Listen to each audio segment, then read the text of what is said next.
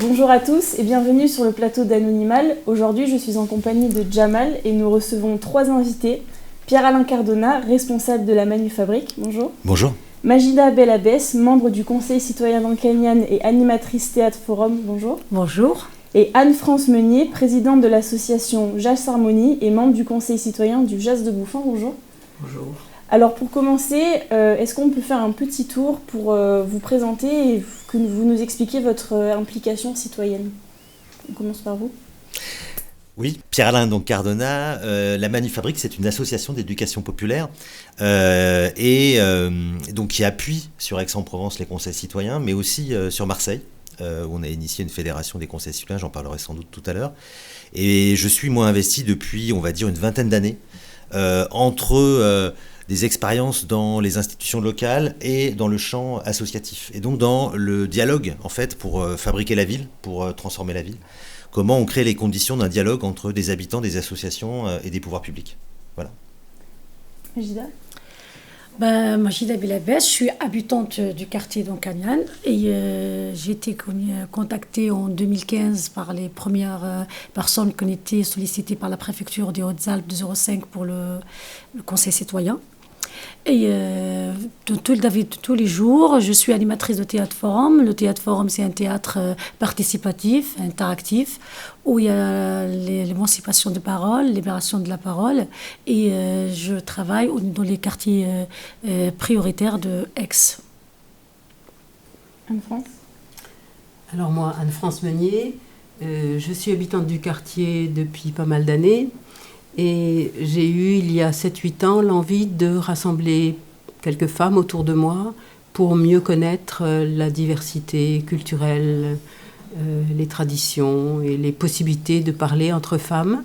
Parce qu'il y avait beaucoup de musulmanes que je connaissais et voilà, j'avais envie de faire ce rassemblement. Et puis, il y a 3 ans, on a créé une association pour passer à la vitesse supérieure et on a permis que une centaine ou un peu plus de personnes se retrouvent pour telle ou telle activité. C'est jamais en grand groupe aussi nombreux, mais on essaie de tisser un petit peu de toutes les façons dans le quartier, par du corporel, de la marche, du qigong, par des animations auprès des enfants, des histoires, des contes, dans les parcs, dans les maisons, de la culture en pied d'immeuble, des gratiférias, voilà.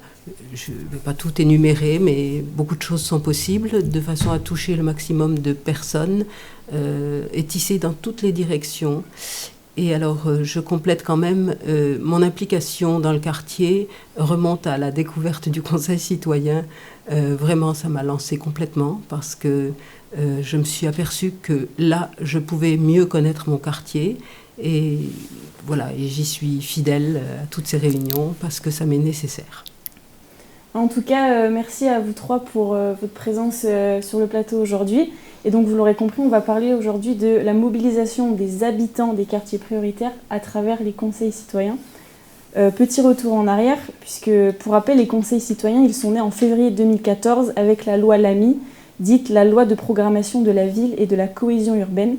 Cette loi, elle découle elle-même du rapport de Mohamed Meshmash et Marie-Hélène Baquet, recommandant une démarche de co-construction des projets et la représentation des habitants dans les instances du territoire. Aujourd'hui, nous sommes à l'aube de la signature du nouveau contrat de ville, qui est en quelque sorte la feuille de route des politiques menées en faveur des quartiers prioritaires pour la période 2024-2030. C'est donc l'occasion de revenir sur la création des conseils citoyens, sur leurs objectifs et de dresser un bilan à l'échelle locale et nationale. Avant de débuter les échanges, je vous propose de regarder une vidéo qu'avait réalisée Anonymal il y a 10 ans, au moment de la création des conseils citoyens, qui explique un peu leur fonctionnement et leur mode d'emploi. On regarde et on discute après. La participation des habitants est un débat qui ne date pas d'hier. La notion de participation se base sur un principe, la présomption de compétence. Chacun, chacune est compétent pour s'impliquer dans son quartier. Ce débat est aujourd'hui relancé grâce à une nouvelle loi, la loi Lamy de février 2014, qui place la participation citoyenne au cœur de la réforme de la politique de la ville. La politique de la ville consiste en un ensemble d'actions de l'État français visant à revaloriser certains quartiers dits prioritaires et réduire les inégalités entre territoires. L'approche est globale, associant les domaines urbains, économiques, sociaux et culturels. Hier, c'étaient les collectivités territoriales et leurs partenaires qui décidaient des actions à mettre en place sur ces quartiers. Demain, ce seront aussi les habitants. Parce que les habitants sont experts de leur lieu de vie, la réforme de la politique de la ville prévoit la mise en place de conseils citoyens. Ces assemblées, majoritairement composées d'habitants et d'acteurs locaux, associations, centres sociaux, commerçants, seront associées à tous les dispositifs mis en place sur leur quartier. Leur composition respectera les règles de la parité, autant de femmes que d'hommes, et la loi encourage également l'intégration des jeunes à ces conseils, ils sont ouverts dès 16 ans. Les membres des conseils citoyens seront tirés au sort. Cette sélection pourra se faire sur différentes listes ou sur une liste composée de volontaires. Les citoyens motivés pour intégrer ces conseils ne seront pas tous sélectionnés. L'objectif de ces conseils est d'associer les habitants aux décisions qui les concernent. Les membres du conseil co-construiront chaque action mise en place sur leur quartier en lien avec les acteurs institutionnels. Maintenant, les habitants qui regrettaient d'être peu entendus participeront aux décisions publiques et donneront leur avis sur toutes les questions d'intérêt général. Ces conseils citoyens constituent une réelle innovation en matière de participation citoyenne. Les membres des conseils citoyens bénéficient d'un réel pouvoir d'agir en lien avec les autres partenaires. Cette notion de pouvoir partagé est un des objectifs majeurs du contrat de ville. À travers la loi de février 2014, le gouvernement estime que les actions construites et décidées par les citoyens sont de meilleure qualité et sont plus facilement appropriées par le reste de la population. L'objectif de ces conseils est de faire évoluer les pratiques de chacun. Celles des décideurs qui, au lieu de faire pour les habitants, devront désormais faire avec. Mais aussi les pratiques des habitants à qui l'on demande aujourd'hui de se mobiliser davantage. L'efficacité de ces conseils citoyens est donc une responsabilité collective. Afin de favoriser de réelles initiatives citoyennes construites par et pour les habitants, les conseils citoyens seront organisés et animés en toute indépendance par les citoyens eux-mêmes.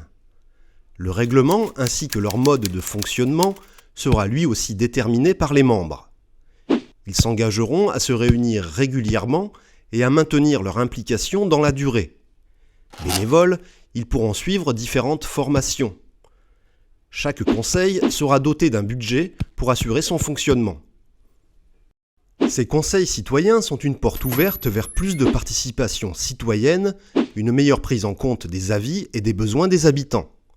Aujourd'hui, un appel à candidature est lancé envers tous les habitants des quartiers prioritaires, surtout ceux qui se mobilisent peu, ceux que l'on entend le moins. Ce sont eux que l'on doit entendre au sein de ces conseils. Nos institutions ont besoin de connaître leurs avis pour faire évoluer les quartiers. De retour sur notre plateau avec Pierre-Alain, Majida et Anne-France. Du coup, cette vidéo, elle a été faite donc il y a 10 ans. Et elle expliquait un peu les objectifs et les modes de fonctionnement qui étaient envisagés pour les conseils citoyens.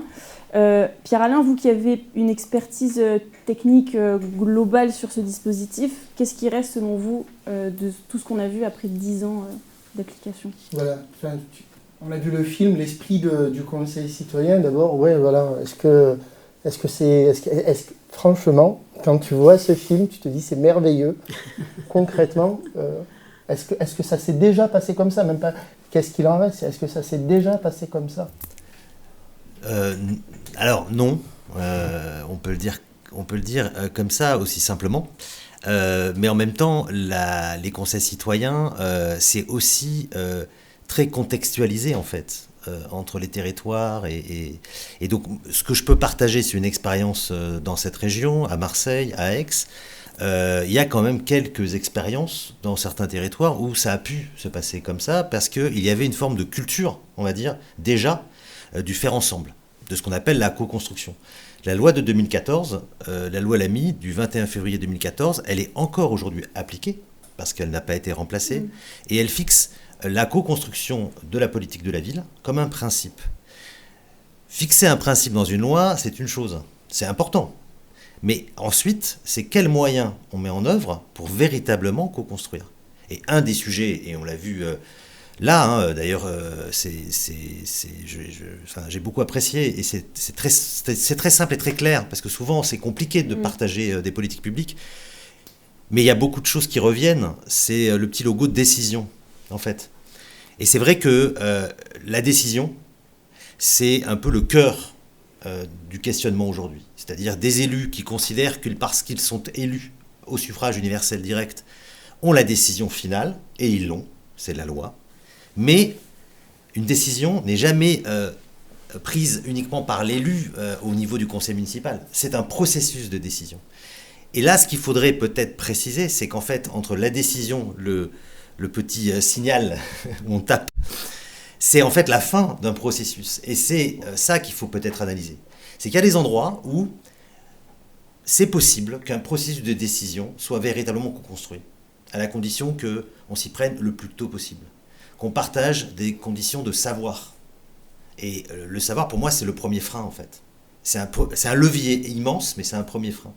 Donc, je vais pouvoir, on aura l'occasion d'échanger sur des expériences Oui, parce qu'il y a des expériences qui ont fonctionné aussi. Oui. Il y a des actions, et on va en reparler aussi. Mais c'est vrai que ce film, il a été réalisé à partir, il n'y avait pas de conférence, c'était le début des conseils citoyens, il a été réalisé à partir des textes. Ben oui. Par l'esprit de la loi, on a réalisé ce film. Et il y a un élément aussi fort, tu parles de la décision, il y a l'autre élément, c'est le partage du pouvoir. Ben oui. La question de qui est prêt à partager le pouvoir. Et c'est vrai que c'est là aussi où on se dit que c'est compliqué de partager le pouvoir. Mais moi, j'aimerais savoir, vous qui êtes membre du Conseil citoyen, Anne-François, tu dis que tu étais là depuis le début, donc tu es là depuis quelques années, puisque c'est à la création du Conseil citoyen qui t'a donné envie. Elle a rejoint, oui. Non, j'ai rejoint il y a 1 an et demi. Il y a 1 an et demi. Non, je suis toute neuve au Conseil citoyen. Qu'est-ce que dans ce film tu retiens, tu te dis, ça a fonctionné, il y a des choses qui ont permis le Conseil citoyen? Moi, j'ai bien entendu ce désir de co-construction et d'appeler aussi les habitants à venir se mobiliser. Hein, ce terme a été utilisé. C'est pour moi ce qui est le plus grand point d'interrogation. On n'est pas très nombreux dans ce Conseil citoyen. J'y retrouve un peu les 3, 4, 5 personnes habituelles, habitantes du quartier, les gens de la politique de la ville, des associations, beaucoup participants. Donc moi, j'apprends à chaque fois quelque chose. Je suis écoutée, je suis accompagnée également lorsque je propose quelque chose. Les informations sont diffusées par le Conseil citoyen, par la politique de la ville, tout ça, ça fait un espèce de réseau, et je trouve que ça fonctionne bien, mais ça touche combien d'habitants, et combien d'habitants savent et veulent se mobiliser et venir participer. C'est vraiment ma grosse interrogation. Il faut rappeler que chaque Conseil citoyen est défini quand même aussi par un périmètre. Oui. Un périmètre, c'est les quartiers politiques de la ville. C'est ça. Et donc, voilà, par exemple, sur le Conseil citoyen du JAS, c'est à peu près, à la louche, je crois que c'est 7500 habitants, c'est le QPV. En Cagnan, c'est un peu moins. Le plus gros QPV d'Aix, c'est celui du JAS. Donc voilà, c'est vrai que, est-ce qu'on touche 7500 habitants avec ce Conseil citoyen? Pas encore. Sur cette question de la mobilisation, il y a une forme quand même, et on l'a beaucoup vécu, parce que c'est une loi et que ça a été mis en œuvre par l'État et aussi par les agents donc de la politique de la ville, des agents de l'État, délégués du préfet, mais aussi agents de la métropole ou de la ville. Il y a une forme, ce sont des techniciens qui ont envie que la loi s'applique. Et ils ont, pour certains, essayé de le faire, mais dans un cadre où, en fait, ils pratiquaient ce qu'ils savaient faire, c'est-à-dire des réunions, de la manière dont ils les organisaient classiquement entre associations et techniciens. Et puis, il y a eu une posture vis-à-vis des habitants, parce que l'enjeu quand même du Conseil citoyen, c'est qu'il doit être composé au minimum de la majorité absolue, 50 plus 1, voilà. Des fois c'est 2 tiers, des fois c'est moitié-moitié. Et souvent vis-à-vis des habitants, en fait, et notamment dans les quartiers prioritaires de la politique de la ville, qui sont les plus pauvres, en fait, les quartiers les plus pauvres.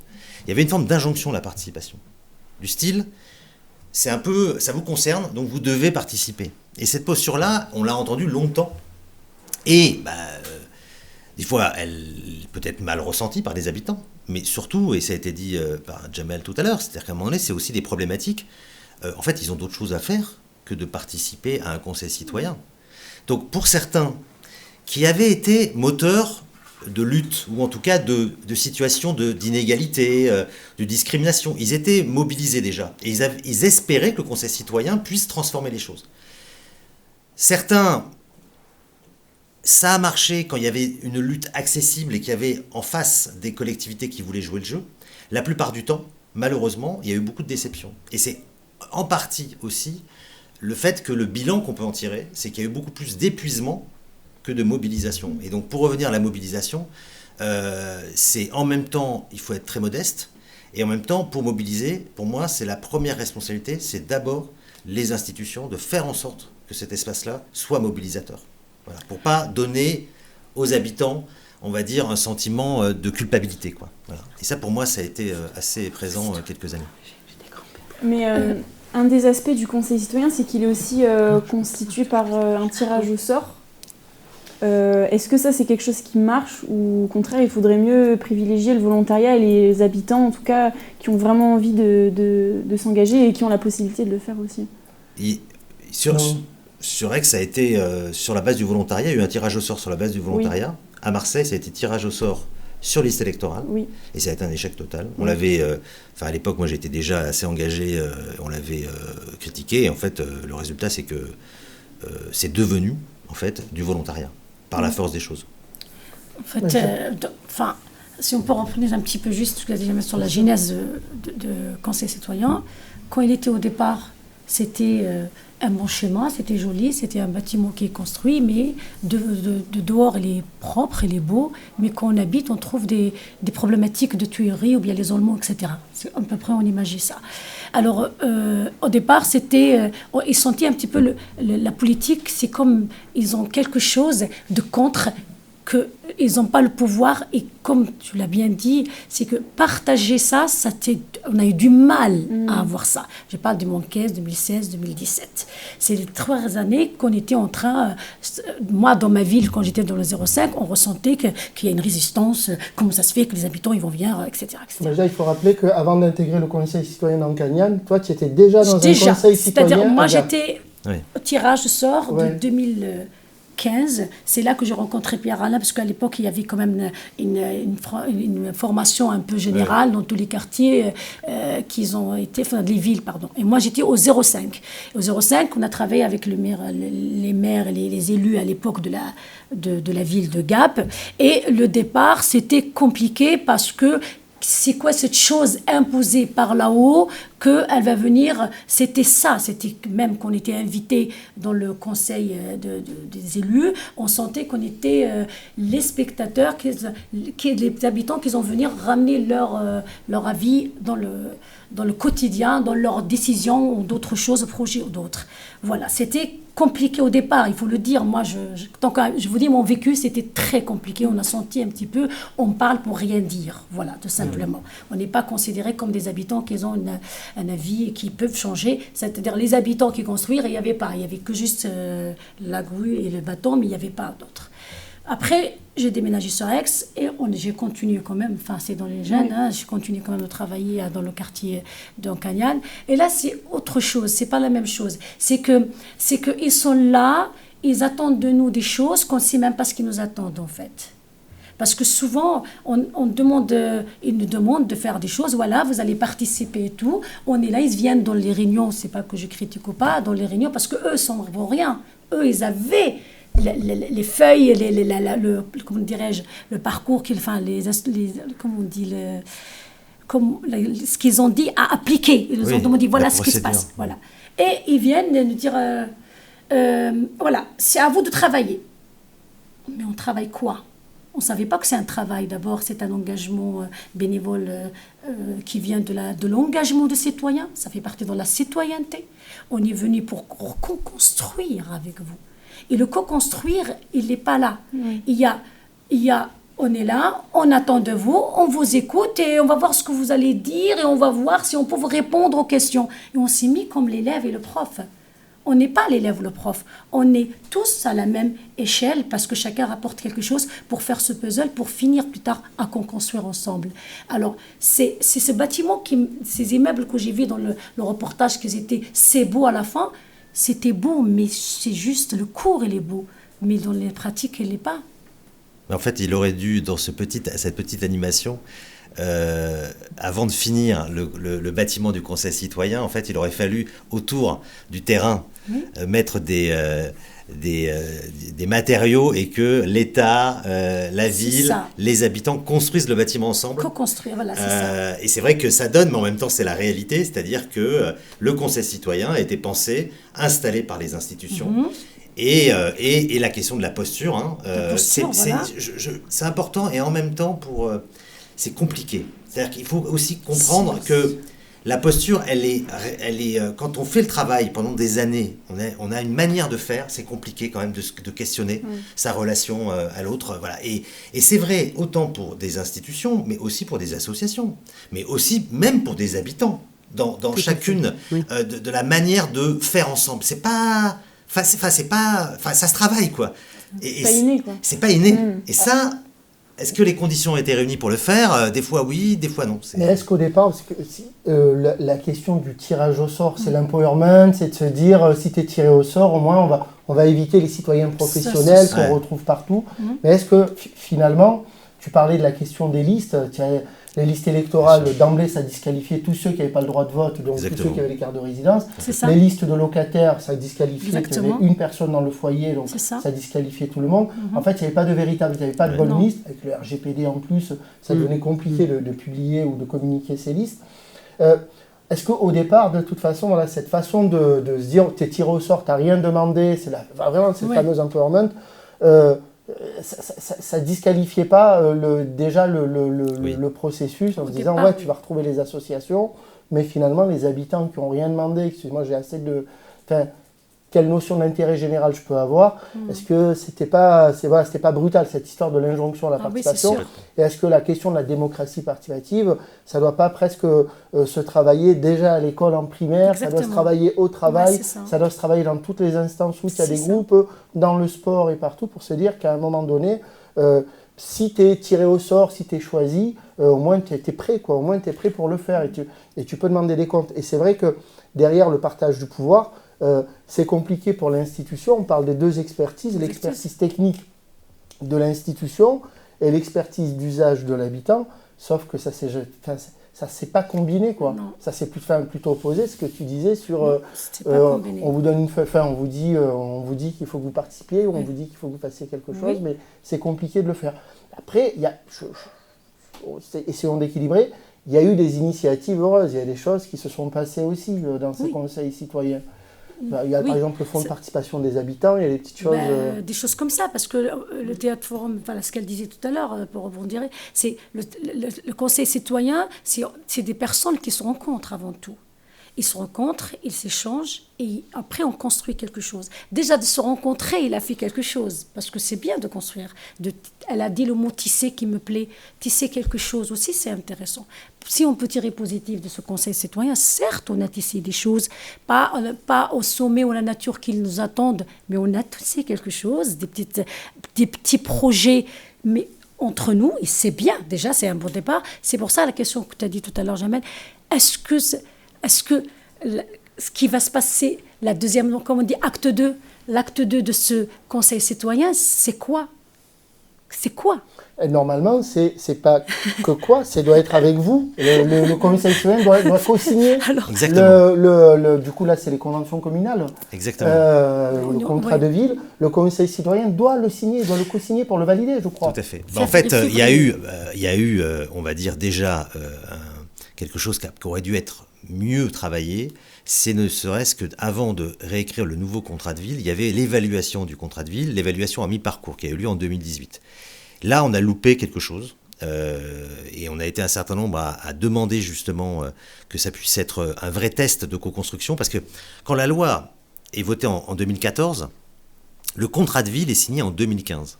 Et les conseils citoyens sont, pour certains, démarrent en 2015, voire en 2016. Donc en fait, au moment de la signature du contrat de ville, ils n'étaient pas là, donc ils ne co-signaient pas.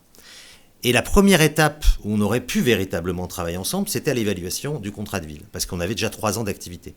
Ben là, il y a eu des difficultés pour créer des espaces communs. Il y a eu, dans certains endroits, j'y ai contribué, la possibilité de réunir et d'évaluer le contrat de ville. Ça n'a pas été fait de partout.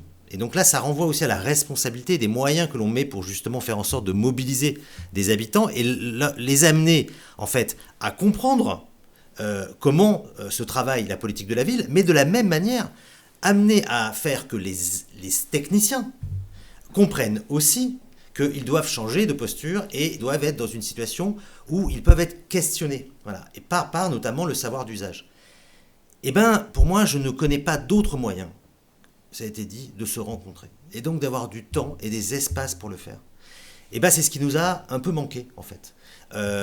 Ou alors, quand ça a eu lieu, il y avait peut-être pas beaucoup de monde. Il y avait sans doute un travail qui était fait déconnecté entre des gens qui, autour de la table, étaient très investis sur le quartier, donc dans une association, tout ça. Et dès l'instant où ils étaient dans un conseil citoyen, il y avait un cadre peut-être institutionnel, un peu rigide, qui faisait que je sentais que il y avait, c'était pas fluide et c'est dommage. Et ça renvoie à la question que tu évoquais sur le tirage au sort. En fait, pour moi, l'un des premiers freins, on va dire une des premières erreurs, ça a été le fait que le conseil citoyen ait été sous une forme institutionnelle. Parce que ça a été pensé par là-haut, on va dire, ils ne savaient pas faire autrement. Et donc, les premiers échecs, évidemment, des tirages au sort, ça a bougé quand même. L'arrêté préfectoral qui les a créés. Il y a l'arrêté préfectoral et le tirage au sort, c'est que tu avais une liste après qui était presque gravée dans le marbre. Ça veut dire qu'aujourd'hui, on a l'État déposé en préfecture. Complètement. L'État qui accepte aujourd'hui que l'arrêté préfectoral qui régit officiellement les conseils citoyens n'a pas bougé depuis 2015. Donc la liste des personnes. Certains y sont encore, mais la plupart n'y sont plus. Et l'État lui-même et les collectivités ont dit, cet arrêté, il ne va pas être remplacé. Plusieurs fois, ils l'ont évoqué, mais ils ont compris par eux-mêmes, par la pratique, que ce cadre était trop contraignant. On n'a pas évoqué un autre espace qui a été expérimenté, les tables de quartier. Oui, et ça a été une proposition du rapport Meshmash-Baquet, qui n'était pas le conseil citoyen. Cette proposition était une proposition, justement, qui était une proposition ouverte. Très bien. À l'échelle d'un micro-quartier. Ouvert, qui respectait le fait que les habitants y venaient, pouvaient y repartir. Et surtout, que l'on travaillait sur une seule chose, c'est ce qui était exprimé par les habitants. Et donc, on était vraiment dans un maillage, vraiment à l'échelle de leur expression, comment on construit des propositions et comment on ne met pas de contraintes trop formelles, en fait. Et ça a été testé. Et ça a été plutôt une réussite, même s'il y en a insuffisamment. Il y a une belle expérience marseillaise qui est... alors je suis un peu marseillais, donc j'ai tendance à dire à jamais les premiers, mais c'est vrai que les tables de quartier à Marseille, on en a une vingtaine, c'est le seul territoire où il y a autant de tables de quartier. Et il faut reconnaître que ça fonctionne plutôt notamment sur le fait que c'est très ouvert, très souple. Et tu vois, les tables de quartier, elles peuvent être complémentaires du conseil citoyen. Enfin, tu vois, il n'y a pas d'opposition. Au contraire, c'est des formes d'organisation. On rappelle quand même que les conseils citoyens, tu parlais du rapport Meshmash-Baquet, Mohamed Meshmash, c'est le créateur de l'association Assez le Feu, après les émeutes en banlieue qu'il y a eu en 2005. Les révoltes urbaines. Prévenir les émeutes, prévenir les conflits, et qu'une des réponses, c'est une réponse sociale, c'est de se dire il faut qu'il y ait de l'implication des habitants, il faut qu'il y ait des formes d'organisation dans les quartiers prioritaires. Et pour ça, on va aider, on va stimuler cette histoire, parce qu'on pense que la participation des habitants, ça peut régler ou anticiper les conflits. L'idée qu'on ait des conseils citoyens, encore faut-il qu'on ait la même idée ou la même définition de ce que c'est qu'un conseil citoyen. On a essayé d'en livrer la définition par le texte, mais moi j'aimerais vous entendre sur votre définition du conseil citoyen. Anne-France. C'est pas une interrogation, c'est juste... Non, mais je cherche encore un petit peu ce que c'est en me disant qu'est-ce que ça change dans le quartier. J'ai bien compris la genèse, pourquoi on a voulu les faire, comment c'est structuré. Mais effectivement, qu'est-ce que c'est un conseil citoyen qui fonctionne ? Est-ce que le nôtre, ici sur le Jas de Bouffan, fonctionne ? Oui, un peu, mais peut-être à minima. Donc, qu'est-ce que c'est qu'un conseil de citoyen ? Un conseil citoyen qui marcherait très bien. Les tables de quartier, moi, depuis 1 an et demi, on n'en a pas vu. On a essayé de faire 2 conseils citoyens dehors, 2 conseils citoyens chez d'autres personnes que les lieux habituels de rencontre, où il y avait du public qui venait, la TMF, le Centre social Jacques de Bouffon-Nord, et donc 2 sur la place publique. Mais qu'est-ce qu'il y avait ? Il y avait les gens qui passaient, tiens, il y a de l'orangina à boire, il y a un gâteau. Donc on les attirait. On essayait de demander, avez-vous des idées, des envies, des doléances, est-ce qu'on peut rassembler tout ça et puis en faire quelque chose ?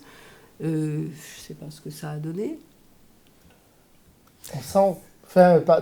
après, j'aimerais bien aussi écouter Majda sur ta définition du conseil citoyen, parce que comme ça, après, ça nous permet de relancer. Le concept de citoyen, pour moi, nous les habitants, on est quand même les experts du quotidien, c'est-à-dire tous les jours, on constate des choses. Et pour moi, un conseil citoyen, il fait quand même de l'âme ce qu'il a constaté, il peut le faire passer pour activer ce qu'il a constaté, en fait. Pour moi, le conseil citoyen, son rôle, c'est tout ce qui est constat doit agir pour ce qu'il a vu, ce qu'il a vécu, ce qu'il a experté tous les jours. Pour moi, c'est ça, le conseil citoyen. Je ne sais pas si je le trouve ou pas. Après, le mot conseil citoyen, d'après que je vois vers les habitants, le mot, déjà, moi, j'ai toujours trouvé le nom conseil citoyen, il est plutôt administratif. Ce qu'ils demandent les habitants, on ne se sent pas cette appartenance à conseil citoyen. Par exemple, si je viens à la ZUP, j'en vois en bas des femmes, j'ai un tour d'elles, je dis, vous savez, le conseil citoyen, déjà le mot conseil, ça les a fait quelque chose. Conseil citoyen, c'est quoi conseil citoyen ? Le mot, il est fort pour moi. Après, ça reste personnel. Dans mon vécu, le mot conseil, ça n'attire pas beaucoup de gens. Et tu vas voir, c'est partagé. Tu vas voir, c'est partagé par Mohamed Meshmash. Il y a l'intervention où il dit ça. Dans la deuxième vidéo, on va le voir. Je sais, on continue un peu. On continue un peu sur le... Justement, vous parliez, on a déjà commencé à parler des tables de quartier. Effectivement, vous l'avez dit, Mohamed Meshmash et Marie-Hélène Baquet, ils ont parlé déjà dans leur rapport fondateur. Eux, ils appelaient ça des tables locales de concertation. Oui. Ils sont venus à Aix en 2015. Ils ont fait un peu le tour de toute la France. Et Anonymal avait pu les interroger justement sur la question des tables de quartier. Je vous propose de voir ce qu'ils avaient à dire et puis après on pourra... Avec le collectif Dépassons-nous, qui est devenu avec nous. C'est intéressant aussi la démarche, parce qu'eux aussi il va falloir en parler dans la démarche d'implication et ils se sont battus. Et quand on dit qu'il faut qu'il y ait un partage de pouvoir, on ne nous le donnera pas ce pouvoir s'il n'est pas pris aussi de l'autre côté. On vous laisse avec la vidéo. Ok. Vous aviez écrit ce fameux rapport d'où est découlé les conseils citoyens. Vous préconisiez plutôt des tables de quartier dans ce rapport. C'était quoi la grosse différence en fait ? Alors la différence des tables de quartier, c'est un concept qui est né au Canada. Voilà. Et donc du coup, on sort déjà du côté institutionnel, parce que le mot conseil citoyen reste encore un mot institutionnalisé, alors qu'on a bien compris, nous, lors de nos échanges et les auditions qu'on a faites, beaucoup de gens fuient les institutions. Donc c'était plutôt, encore une fois, le sentiment que tes habitants vont se dire c'est encore une sorte d'usine à gaz institutionnelle, où finalement on n'aura peut-être pas la possibilité de pouvoir dire ou d'avoir les moyens de se mettre en place. Donc on avait plutôt privilégié la table de quartier, quelque chose de plus sympa, autour d'une table, ce qui existe au Canada et qui fonctionne très bien, quoi. Bon, du coup, dans ces conseils citoyens, les habitants vont quand même pouvoir participer. Finalement, qu'est-ce que vous espérez et à quelle hauteur, en fait, quelle participation on attend des habitants et est-ce qu'il y a des exemples ? Qu'est-ce que ça pourrait changer ? Alors, d'abord, je voudrais revenir sur la table de quartier. L'idée du rapport et de la table de quartier n'était pas de rendre obligatoire une structure, mais de dire quand les habitants créent un espace de parole qui est un espace habitant, qui est une coordination des associations au niveau local, une forme de contre-pouvoir, et bien quand ils le créent, la puissance publique s'engage à financer. Or, et la loi a retourné cette proposition en obligation. Et du coup, ça change beaucoup les conditions finalement de la mise en œuvre. Donc, ce qu'on en attend, nous, eh bien, on est toujours sur la démarche table de quartier. Donc, on attend que se créent des espaces habitants à l'échelle des quartiers qui puissent se réunir, coordonner les forces qui existent dans ces quartiers, parce qu'elles existent et elles sont importantes, pour arriver à faire des propositions, à produire ensemble, à être des lieux de dialogue, et aussi des lieux de contre-pouvoir, et puis des lieux de codécision sur la politique de la ville. Du coup, on est revenu sur le plateau et on était en train de regarder la vidéo et tu vois que c'était dans tes mots ce qu'il disait sur le côté institutionnel. Mais on ne peut pas réduire le frein de la participation des habitants à un cadre conseil de quartier, conseil citoyen. C'est plus profond que ça aussi. Tu vois, la question de qu'est-ce qui freine la participation des habitants et alors que, est-ce qu'il y a des forces vives dans le quartier qui permettent cette participation? Est-ce qu'elles existent là? On dit que oui. Oui. Est-ce que vous la constatez? Oui, dans moi le je la quartier? constate beaucoup de côté. Surtout, malheureusement, c'est que reste que les femmes qui participent plus que les hommes. Hein. Ça, il faut le signaler souvent, hein, c'est les femmes. C'est vrai, il y a des femmes qui avaient des projets et ils fuient un petit peu. Je le sens, par exemple, elles ont envie. Moi, dans mon conseil citoyen, par exemple, à Oncanyan, c'est les femmes qui ont cuisiné, ils sont venus et ils ont passé l'après-midi à cuisiner parce qu'ils savent qu'ils vont faire quelque chose plus tard, découvrir autre chose. Et ça, il y en a. Il y en a. Sauf qu'une fois qu'on leur dit... moi, j'ai encore l'image là de X, moi j'aime bien donner des exemples, une certaine Naïma, qu'elle me dit « Oh, je te cuisine, mais je ne veux pas être dans la salle parce qu'il y a les gens là. » Cette phrase-là, les gens là. C'est qui? Parce qu'elle a vu des institutions qui venaient et l'institution pour elle, c'est les autres. C'est les autres. C'est les institutions. C'est autre qu'elle ne veut pas le confronter dans le centre social, dans la mairie, dans dehors, même au collège. Même quand elle est convoquée pour son fils, elle se met dans un état élève. Tout ça, en fait, c'est la confiance. L'estime de soi, là on rentre dans la confiance en soi, mais il y en a des femmes, ça c'est sûr et certain, mais il faut leur montrer que, je pense, comme il l'a bien dit, même je ne l'ai pas vu ce monsieur, mais il a vraiment, c'est ça ce qu'elle me dit, le mot c'est quoi ça, conseil citoyen? Cette phrase, j'aime bien la imiter, c'est quoi ça, conseil citoyen? Ah non, je t'aide, je fais ce que je voulais, hein. Je vous aide, je vous amène tout ça, mais vous ne me ramenez pas à ça. C'est quand même, il y a un truc qui ne va pas. Il y a un truc qui n'a pas accroché, c'est pas bien là. Tu connais mieux comment. En fait, on est quand même. Il faut. Enfin, ça fait 10 ans que la loi est passée. Qu'est-ce qui s'est passé en 10 ans, en fait? Enfin, dans quelle société nous vivons aujourd'hui? Ah oui, ça c'est sûr. Dans quelle situation d'inégalité? Dans quelle situation de violence?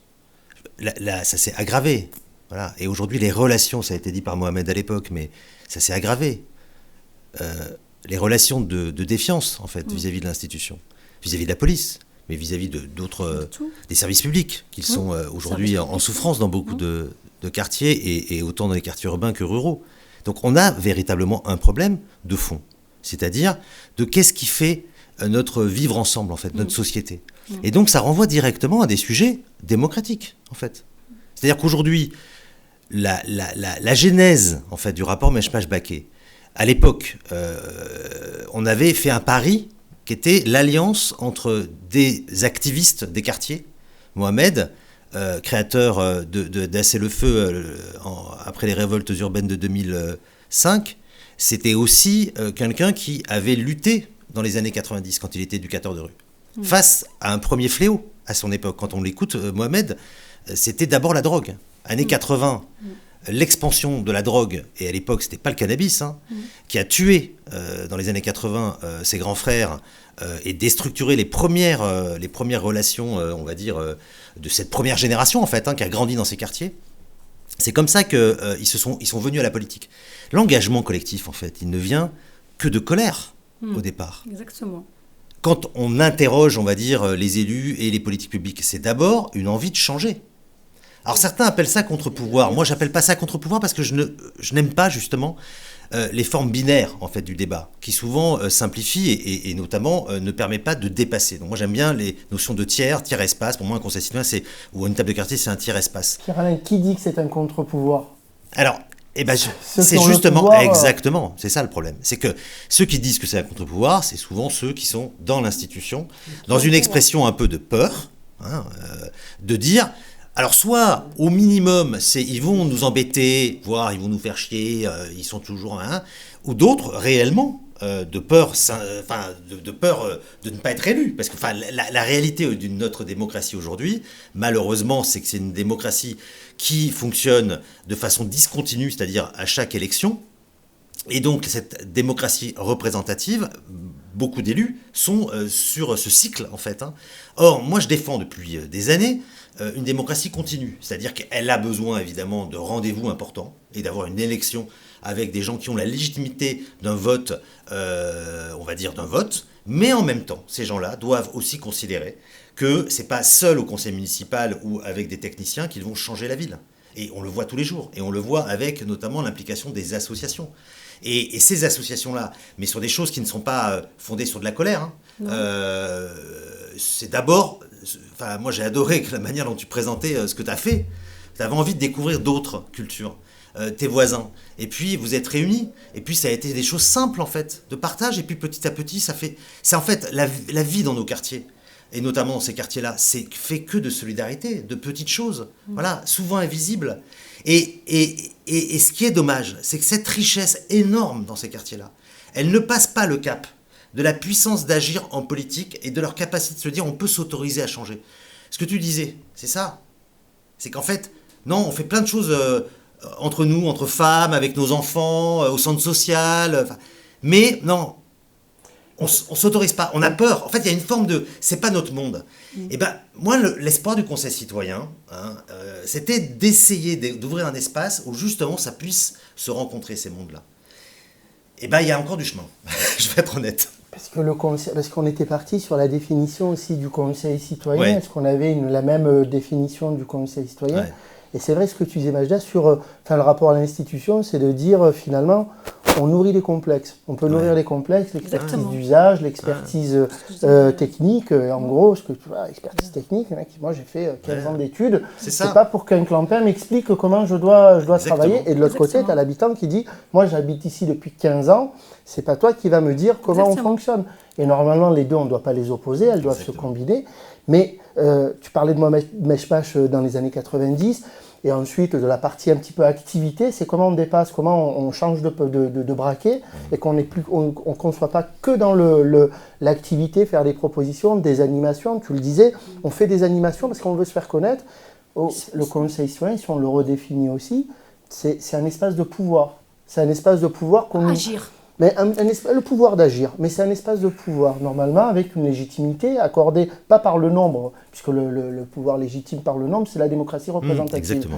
C'est un pouvoir délégué par l'État, et puis en disant, voilà, effectivement, si on veut anticiper les conflits qu'il y a sur les territoires, il faut mettre de la participation. Et on considère que les habitants, pour participer tout seuls, ils n'y arrivent pas, c'est un constat. Sur d'autres territoires, pourquoi c'est qu'en QPV ? C'est pas ailleurs. C'est qu'on considère qu'en QPV, c'est plus difficile. On ne va pas dire qu'on a fait des CIQ à côté et que ça fonctionne, mais peut-être que la culture de l'organisation, elle est moins évidente en QPV. On essaye de les mettre en place. Et derrière, c'est à quoi sert un conseil citoyen ? Ce n'est pas un comité des fêtes. Ce n'est pas un comité d'animation. C'est comment on s'épuise à essayer de se faire connaître alors qu'on se dit que on est là, on est bénévole, on donne du temps, donc ça devrait fonctionner. Quand l'institution, plus ou moins, en tout cas pas te tolère volontairement, mais tu peux te sentir toléré dans les comités techniques ou ailleurs, c'est compliqué pour les membres du Conseil citoyen. Mais encore faut-il savoir ce qu'on veut d'un Conseil citoyen. Est-ce que c'est pas ce Conseil citoyen où il y a un contrat de ville, tu as 3 piliers. Qu'est-ce que tu fais de ces 3 piliers ? Comment tu auditionnes à un moment donné les orientations du contrat de ville ? Donc pour ça, il faut que tu sois formé. Tu peux pas, Donc il y a quand même le volet formation. Comment on t'accompagne pour faire de la politique ? Moi, j'avais été à une réunion à la préfecture. À un moment donné, le rapport déplorait que tu aies des habitants après qui s'engagent politiquement. La préfète, à l'époque, a dit, mais non, au contraire, c'est ça qu'il faut faire. C'est ça qu'il faut faire. Il faut s'engager. Je vais finir sur cette histoire, que ces conseils citoyens, si on n'y met pas, à un moment donné, si on ne change pas de braquet, on continuera à faire des fêtes. On continuera à... Le FPH est important, le fonds de participation des habitants, mais on continuera à jouer petit parce que ce travail-là, il est à faire aussi avec les membres du Conseil citoyen, et c'est pas facile. C'est pour ça que les associations ont aussi un rôle à jouer et qu'il faut du monde pour pas lâcher l'affaire, vraiment pour pas lâcher cette affaire. Parce que sinon, si tu auditionnes pas les politiques, tu ne peux pas savoir ce qui est. Tu es consulté, tu es informé, mais tu co-construis pas. Et derrière, si tu n'évalues pas, et c'est l'expertise d'usage, c'est qu'en fait, il faut les deux. Si tu n'évalues pas les politiques sur ton terrain, ça ne peut pas fonctionner. Tu ne peux pas avoir tous les éléments pour dire ce contrat de ville-là, on ne le signe pas, ou en tout cas, on le signe à certaines conditions. Mais ce pouvoir-là, il ne se partage pas. Je pense, moi, que c'est un vœu pieux de l'État de vouloir le partager en local, en national, et on va reparler de la compétence politique de la ville qui est métropolitaine. C'est important aussi de le rappeler. Il y a une évolution de la politique de la ville. Ce pouvoir-là, il se partage si on le prend et si on le maintient. Et si, je ne sais pas que c'est par de la lutte, mais à un moment, c'est aussi ça, si on veut anticiper les conflits qu'il peut y avoir. Et dernière chose, un groupe d'habitants, ce n'est pas un bloc monolithique qui pense la même chose. Non. Je disais qu'il y avait les conseils citoyens, il y avait du conflit. Et alors, la belle affaire, oui. Il faut qu'il y ait du conflit. Heureusement. Mais par contre, il peut se gérer, justement, il doit pouvoir se gérer avec des arguments, il doit pouvoir se gérer en échange, avec des échanges. Un conseil municipal, moi j'en ai rarement vu où tout le monde était d'accord. C'est pas comme ça que ça fonctionne. Il n'y a pas de raison que les conseils citoyens, qui devraient être des véritables lieux de pouvoir, qui ne le sont pas aujourd'hui, parce qu'on les réduit, et des fois on y est aidé parce qu'on a des complexes face à l'institution, on les réduit parfois à des structures tolérés ou qui vont faire une petite animation et qui on va donner le fonds de participation des habitants ou le budget participatif accompagné pour faire des animations, mais pas pour remplir son rôle premier, c'est de dire ces politiques-là, ne nous infantilisez pas, tu le disais tout à l'heure, ne nous infantilisez pas. Il y a le tissu social qui a évolué, il y a un tissu urbain en contre politique de la ville qui a ses problèmes et il y a un tissu social qui a évolué. Il y a des générations il y a des primo-arrivants et puis il y a des générations d'enfants de deuxième, troisième génération qui pensent les choses différemment et qui nourrissent moins de complexes. Mais c'est difficile aussi à faire admettre et surtout, ce n'est pas qu'une catégorie de la population. Un territoire, il est lié par son district. C'est pour ça c'est défini par un périmètre. Et donc ces questions-là, il faut quand même s'en emparer et ne pas lâcher l'affaire. Et c'est vrai que c'est distendu dans le temps et qu'aujourd'hui les gens sont épuisés. Mais l'idée du conseil citoyen et de la participation des habitants, elle est indispensable. Sinon, on retrouvera des Mohamed Meshmash, il y a eu les émeutes de l'été dernier, on les justifie ou pas, mais elles sont quand même un signal fort sur ce qui peut se passer. Et sur le jazz de Bouffant, on a vu ce qui a pu se passer aussi. On peut vite être démuni par rapport à la brutalité des choses. Ces conseils citoyens, on a tort aujourd'hui de les laisser mourir de leur petite mort en disant, vous voyez, ça n'a pas marché, on va essayer les tables de quartier, pourquoi pas. Mais moi j'ai l'impression que ce n'est pas en changeant de recette qu'on va traiter le fond. Et le fond, il va falloir s'attacher à ça aussi, à dire l'institution a sa part à prendre dans le conseil citoyen. Avant, je voudrais juste préciser quelque chose, c'est que tu parlais des 3 piliers du contrat de ville. Juste les préciser peut-être parce que ça peut sembler évident, mais peut-être pas pour les gens qui nous regardent. Du coup, le contrat de ville, il repose sur 3 piliers. La cohésion sociale, c'est-à-dire l'accès aux équipements sportifs, sociaux, culturels et aux associations assurant le lien social sur le territoire. Deuxième pilier, c'est le développement de l'activité économique et de l'emploi, grâce à la présence de Pôle emploi, des missions locales sur chaque territoire prioritaire, et aussi des actions d'aide à l'emploi pour les jeunes. Et le troisième pilier, c'est donc le cadre de vie et le renouvellement urbain, donc, notamment en Kanyane par exemple, en matière d'éco-responsabilité, d'accès et de conditions de logement. Et c'est l'un des intérêts, on va dire, de la politique de la ville, d'être une politique publique territorialisée. C'est-à-dire que derrière ces 3 piliers, en fait, il y a beaucoup d'acteurs qui sont associatifs, institutionnels publics, on va dire, ou institutionnels privés, comme des bailleurs sociaux, qui sont quand même des acteurs importants de ces quartiers-là. Et le fait que cette politique de la ville soit territorialisée, ça oblige, on va dire, ce contrat de ville à les mettre autour de la table dans le cadre d'un comité de pilotage. Donc ça, déjà, en termes de politique publique à l'échelle de la France, c'est déjà une innovation qui dure depuis 40-50 ans et qui fonctionne.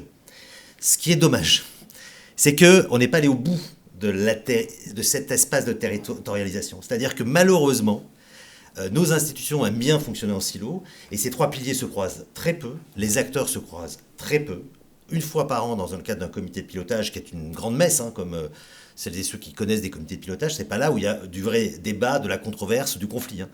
Et c'est ce qui manque en fait aujourd'hui. C'est-à-dire qu'il n'y a pas beaucoup d'espace où on se met autour d'une table et on peut véritablement construire du collectif par le débat, par la controverse. Et c'est pour ça que ça va au-delà. Le seul espace, et il faut le dire parce que ça existe et ça a été très bien, et c'est très bien fait sur Aix-en-Provence, parce qu'il faut quand même dire qu'il y a quand même des choses qui se tentent. Les diagnostics en marchant, par exemple, dans Aix-en-Provence, s'organisent, je dirais, de mieux en mieux, au sens où c'est régulier, où il y a justement une attention à un compte-rendu régulier partagé. Il y a maintenant une cartographie. Et pour le coup, ce diagnostic en marchant oblige, en marchant, des bailleurs sociaux, d'être en lien avec des techniciens de la ville et tous les services, pas uniquement la politique de la ville, la voirie, la propreté, tout ça, et quelques habitants que l'on mobilise quand ils ont du temps, et cet espace-là ouvert, en balade, est pour moi en tout cas un espace assez utile. Et c'est possible, et ça se régule plutôt bien, parce que les gens, déjà, ils sont plutôt polis, donc ils évitent de s'insulter, et puis des gens assument leurs responsabilités à un moment donné, alors c'est jamais la leur. C'est représentant d'un bailleur, représentant d'un service voirie, bah oui, il y a derrière un chef, il y a tout un contrat, donc personne n'est pris à défaut personnellement. Mais par contre, ça oblige à ces gens d'essayer de répondre à des situations, notamment d'urgence. Et quand on a un compte-rendu et qu'on y revient au bout d'un an, après 2, 3 diagnostics et que ça ne bouge pas, bah là, pour le coup, on pourrait s'en saisir pour justement interpeller autrement. Donc cet espace-là, pour moi, est un espace assez utile. C'est un des mais rare, malheureusement trop rare. Aujourd'hui, dans les politiques publiques, c'est beaucoup de relations très à distance, en fait. Et de la même manière, et je voulais éclairer aussi par rapport à la complémentarité entre les tables de quartier et les conseils citoyens, de la même manière, les conseils citoyens, eh ben, c'est pas dans le conseil une fois par mois que l'on va régler la mobilisation ni l'intérêt pour des conseils citoyens de se retrouver tous les mois. Non, moi je le dis toujours, moi je suis en appui de ces réunions. Mais malheureusement, en fait, je n'ai pas le temps de pouvoir, en amont de ces réunions, aller sur le terrain, tisser des relations. Alors je le fais plus ou moins, on va dire, parce que je suis assez attaché au quartier, et notamment en Cagnane, donc j'ai des connaissances et j'ai une envie, mais en même temps, l'économie, on va dire, de notre accompagnement ne le permet pas. Or, dans les tables de quartier, et c'est un élément très important, il y a 2 éléments essentiels dans les tables de quartier. C'est le fait que ça soit micro, c'est-à-dire à l'échelle d'un quartier de vie, quoi, on va dire, que ça soit ouvert, donc c'est pas tiré au sort, on accueille, et surtout qu'il y ait un animateur de la table qui en fait est payé pour animer 4 tables à Marseille, pour prendre l'exemple de Marseille, c'est-à-dire que chaque semaine, il est sur le terrain. Chaque semaine, il va rencontrer des associations, des habitants. Et en fait, les relations qu'il tisse, un peu ce que tu fais toi bénévolement dans ton association, permet ensuite de faire une rencontre de table de quartier où l'animateur rencontré des animateurs professionnels qui sont importants dans un quartier, qui travaillent dans des associations, qui sont des relais, mais aussi des habitants qui ont des envies de... Eh bien, il tisse ça et il les rassemble. Et surtout derrière, il les revoit après. C'est-à-dire qu'ensuite, on est dans une logique où l'animateur est garant du fil qu'il tisse. Eh bien, c'est essentiel en fait. Parce qu'en fait, la mobilisation dans la durée, il faut tisser des liens là. Alors on a heureusement des bénévoles qui le font, dans des associations, mais malheureusement, dans les champs du pouvoir, on va dire alternatif au sens d'une démocratie participative, malheureusement, il n'y a pas beaucoup de moyens dédiés à ces espaces-là. Et ça a été une des raisons principales, d'ailleurs, de la faiblesse des conseils citoyens. On l'a dit, trop institutionnel, mais aussi pas beaucoup de moyens en formation, pas beaucoup de moyens dans l'animation pour tenir ce fil-là. Donc on a repéré aujourd'hui les défauts.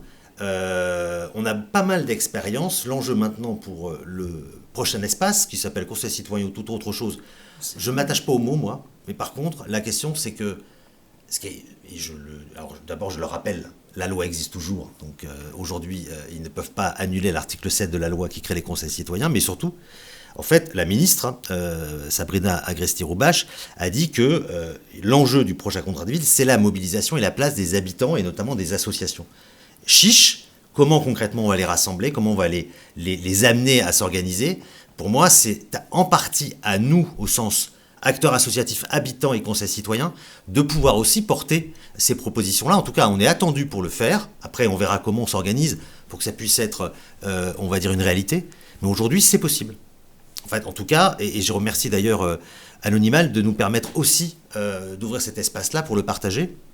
Parce que les médias de proximité sont un des enjeux. Il faut le valider, il faut que de l'information positive sorte de tous les quartiers, qu'on sorte un peu les quartiers de la rubrique faits divers, et que ce soit, qu'il y ait de l'information positive régulière. Ça aussi, c'est difficile, mais c'est vrai que on parlait de l'échelle métropolitaine, il faut quand même qu'il y ait un véhicule métropolitain, il faut que ces conseils restent, parce qu'on peut les compléter, les articuler avec des tables de quartier, c'est un rapport d'échelle, et je suis assez d'accord, mais l'esprit conseil citoyen, ce lieu de pouvoir, il doit rester, parce que c'est vraiment important. Toutes les formes d'organisation qui devraient converger vers le conseil citoyen avec des temps et vraiment de l'échange où, je suis d'accord, il faut du temps, il faut du temps pour comprendre et apprendre, mais il y a aussi des habitants qui sont formés. Et si on se rappelle de l'histoire des conseils citoyens, au tout début, il y avait beaucoup de monde. Les habitants viennent, mais ils ne restent pas, parce que encore une fois, c'est les conditions de mise en œuvre. La culture de l'organisation est là, mais on ne reste pas, parce qu'à un moment donné, je soupçonne, moi, quand même, qu'on se dise, il ne sert à rien. Ça avance pas. Il y avait une cinquantaine de personnes au Jazz du Bouffant. Il y avait beaucoup de monde. Et c'est un conseil citoyen qui avait plutôt bien démarré, mais c'est vrai qu'il s'est très vite épuisé. Aujourd'hui, il y a une dizaine de personnes. Pour certains, ils sont restés. Donc c'est l'un des rares conseils citoyens où il y a encore des personnes qui sont là depuis le début. Mais ils sont épuisés. Voilà, le bilan aujourd'hui. Et donc il y a tout à... c'est important quand tu disais association de locataires aussi, association de parents d'élèves. En fait, il y a déjà des acteurs qui travaillent sur des questions collectives ensemble. Comment le conseil citoyen peut leur permettre justement d'être dans un espace où ils sortent de leur silo, défense des intérêts des locataires, défense des parents d'élèves, et que dans un espace justement qui se permet de rassembler toutes ces dynamiques collectives, associations culturelles, on arrive justement à co-construire les politiques publiques et on accompagne la transformation du quartier. Et ça, c'est possible. Du coup, j'ai une question. Vous avez déjà rencontré les associations de locataires, les associations de parents d'élèves, d'autres associations dans le cadre du conseil citoyen ? Pas dans le cadre du conseil citoyen, il ne me semble pas. Par contre, c'est bien de participer au conseil citoyen et de commencer à rencontrer des gens de différents services et de différentes... ou d'entendre parler de différentes associations, c'est aussi beaucoup ça.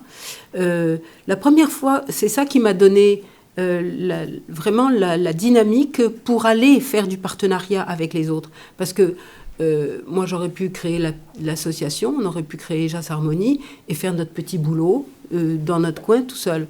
Or, ce qu'on a eu envie de faire, c'est tout de suite de faire avec les centres sociaux, avec la TMF, avec d'autres associations, avec Murmure de Cailloux, avec... Voilà. C'est plus tout seul, parce que tout seul, on ne sert pas à grand-chose. On se fait un petit peu plaisir, et les gens vont venir. Qu'est-ce qui les freine pour venir ? Ils ne savent pas où aller, ils n'ont pas le temps. Alors, quand ils commencent à connaître une structure qui leur plaît, et qui leur a fait du bien, ou leur a fait plaisir, ou leur a ouvert une fenêtre, ils viennent et ils reviennent. Mais ils vont rester presque un peu frileusement sur ce petit lieu chaud, agréable, utile, et puis ils ne vont pas aller voir ailleurs. Donc moi, c'est ça que j'avais envie de casser, et de pouvoir partager, mutualiser les lieux, les fêtes, les actions, voilà. Non, mais c'est... En fait, le conseil citoyen, l'espace collectif, c'est aussi d'abord, pour moi, le rassemblement de gens qui, comme Anne-France, sont des tisserands, c'est-à-dire ils tissent, en fait. Et notre société, en fait, dans les quartiers prioritaires, mais c'est de partout, dans tous les quartiers, en fait, on a une société qui se recroqueville sur elle-même. C'est-à-dire que les difficultés aujourd'hui de faire ensemble, ça se fait quand on partage une activité culturelle, sportive, voilà, mais en fait... Sinon, on reste chez soi, on est bien nourri par des séries et par plein de difficultés aussi que l'on peut traverser. Des gens comme toi qui tissent et qui, au conseil citoyen... Comme nous. Comme nous, oui. Non mais, à partir d'une expérience... Je sais, bien sûr. Mais à partir d'une expérience comme la tienne, où, justement, dans le conseil citoyen, elle a vu la possibilité de pouvoir tisser avec d'autres. Et ça a été une des relances, en tout cas, qu'on a testées l'année dernière, c'est d'aller justement dans la rue, dans l'espace public, avec notamment des petits aménagements de plantes. Comment, à Valcro, on a créé des alliances, en fait, avec une première réunion qu'on fait au Conseil citoyen à Aix-Nord. On va la voir après. Voilà, on découvre, on découvre Marielle, les connexions se font, hop, et on organise un Conseil citoyen. Donc c'est ça aussi, comment on arrive à... Vas-y, Najda. Voilà, moi, je suis contactée quand même la directrice du collège qui est en face, j'ai regardé un peu les parents d'élèves, mais ils sont venus une fois, 2 fois, après ils s'en vont. Je sais que je suis peut-être toujours négative, mais je vous dis ce qui s'est fait. Alors ils sont venus 1 fois, 2 fois. Pourquoi? Est-ce que parce qu'il n'y avait pas une écoute active peut-être? Est-ce qu'il n'y avait pas peut-être l'intérêt? Parce qu'en fait, le conseil citoyen, c'est vrai que c'est flou un petit peu. Qu'est-ce qu'on attend? Qu'est-ce qu'il y a? Les gens, surtout quand il y a des parents d'élèves, ils attendent, ils viennent venir. L'association parents d'élèves, elle veut savoir les problématiques du quartier, parce que PV, on a beaucoup de problématiques de quartier, d'éducation scolaire, etc. Non, ils sont venus. Deuxième chose aussi, on avait les commerçants du quartier qui sont venus, 1 fois ou 2 fois. Et après, c'est la suite toujours. Je te dis bien, Jamel. Il n'y a pas la continuité. Parce que si je reviens à ce que tu as dit, c'était important. Chaque chose, on a besoin d'un animateur. Regarde, Jamel, il anime le rang. Conseil citoyen, il a besoin d'un animateur. On ne peut pas faire ça sans animateur. Cet animateur, c'est celui qui modère le temps, qui modère qu'est-ce qu'on doit dire, filtrer, parler, écouter, précauter le conflit. Et s'il y a un conflit, nous, on est quand même livrés à nous-mêmes. Et enfin, nous à nous-mêmes. Et moi, je parle de mon quartier. Hein. Et ça fait un petit peu les gens, parfois, où il y a des disputes, il n'y a que des problèmes, on n'y va pas, on ne vient pas. Il y a des gens qui sont partis parce qu'il y avait des conflits. Ils disent, ça prend la tête, alors je ne reviens plus, c'est compliqué. Mais si peut-être l'idée pour plus tard, moi je pense toujours à plus tard, je projette, je fais un peu le colibri de Pierre Rabhi, vous savez, chacun fait sa part, c'est que c'est plus tard, pourquoi pas quelqu'un qui anime un petit peu, pas une association ou bien quelque chose comme ça, je sais pas, il faut imaginer, je sais pas, j'imagine. Alors, par exemple, dans mon théâtre forum, comment je fonctionne avec le conseil citoyen, comment je fais le lien avec le conseil citoyen. Le théâtre forum, vous savez, c'est un théâtre qui a été créé au Brésil avec Auguste Boal, etc. C'est un théâtre déjà de libération de parole, déjà l'opprimé. Là, on a plein de gens de toutes catégories. Enfants, moi je travaille avec les jeunes jusqu'à les personnes âgées, parce que le but c'est que tout le monde touche à tout le monde. Et c'est un peu une table ouverte, en fait, c'est un théâtre ouvert, que tout le monde vient parler ce qui ne va pas. Souvent des injustices. C'est normal, je suis en QPV, souvent des injustices. Cette justice est là autour de moi. Il y a des mamans qui viennent, il y a des parents. Et parfois, ça nous arrive 50 personnes, 60 personnes. Et parfois, on file cette histoire de conseil citoyen. On le dit autre chose. Moi, je ne dis pas conseil citoyen. Je dis, on va se réunir pour voir, comme on dit au théâtre, est-ce que c'est normal? Quand on dit au théâtre forum, le Joker, il dit, est-ce que c'est normal? Ce qui n'est pas normal, est-ce qu'on peut proposer une solution? Et c'est à peu près le théâtre forum, le conseil citoyen. Parce que tout le monde va dire qu'une injustice ou pas, je ne sais pas. Et c'est à nous de dire, ah non, là, c'est pas normal. Mais moi, je peux proposer quelque chose. Et je m'implique et je propose quelque chose. Et c'est ça qu'il faut, plus tard, je pense, travailler. Alors, ces femmes-là, elles sont venues, d'ailleurs, et c'est là qu'on est en train de naître quelque chose qui s'appelle l'éducation de parents... L'université populaire des parents. Populaire des parents. On est en train de la faire dans le quartier pour objectif que les parents soient même... Parce que chacun de nous, on a un bagage ou quelque chose. Moi, j'ai des diplômes qui sont là, il faut les sortir pour les changer. Voilà, on a toujours... Alors, pour revenir...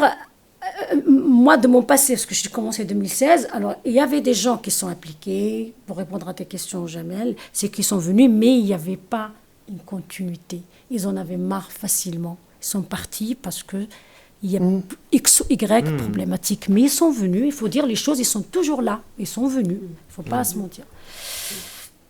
Avant de passer la dernière vidéo, juste pour finir sur la question du conseil citoyen, ce que tu dis, c'est que le conseil citoyen, ce n'est pas un collectif d'associations. Il faut ça, il faut des tisseurs, des tisseuses, il faut des acteurs positifs. Mais le conseil citoyen, ce n'est pas ça. Non. Le conseil citoyen, c'est un espace de convergence et de pouvoir.